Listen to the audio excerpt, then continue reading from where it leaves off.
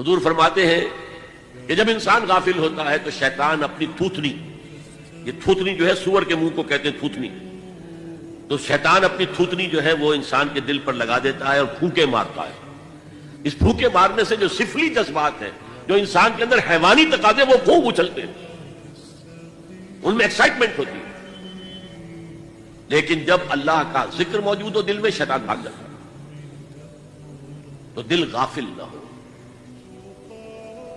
ذکر الہی دوام، اور اس کا میں نے ذریعے آپ کو بتا دیا۔